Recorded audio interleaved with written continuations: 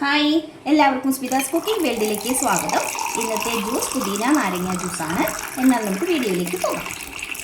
എന്നാൽ നമുക്ക് ജ്യൂസ് ഉണ്ടാക്കാൻ തുടങ്ങാം. അതിന് വേണ്ടിയിട്ട് ഞാൻ ഇത്രയും പുതിനയിലാണ് എടുത്തിട്ടുള്ളത്. അതൊരു മിക്സിയുടെ ജാറിലേക്ക് ഇട്ട് കൊടുക്കാം. അതിനുശേഷം മധുരത്തിന് ആവശ്യമായ പഞ്ചസാര കൂടി ചേർക്കാം. 2 ടേബിൾ സ്പൂൺ പഞ്ചസാരയാണ് എടുത്തിട്ടുള്ളത്. ഇനി ഇത് ചെറുതായി ഒന്ന് അരച്ചെടുക്കാം.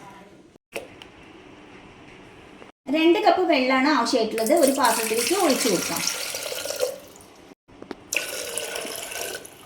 2 ലെമണിൽ നിന്ന് പിഴിഞ്ഞെടുത്തിട്ടുള്ള ജ്യൂസാണ്. അത് ഈ വെള്ളത്തിലേക്ക് ചേർക്കാം.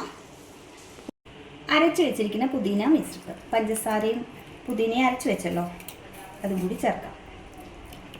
ഒരു പിഞ്ച് ഉപ്പ് കൂടി ചേർക്കാം. എന്നിട്ട് നന്നായിട്ടൊന്ന് ഇളക്കി കൊടുക്കും.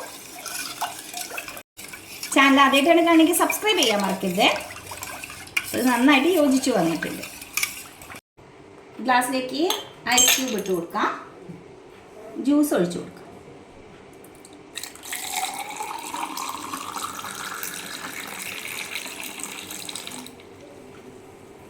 സിമ്പിൾ ആയിട്ടുള്ള പുതിന നാരങ്ങ ജ്യൂസ് ഉണ്ടാക്കി കഴിഞ്ഞു.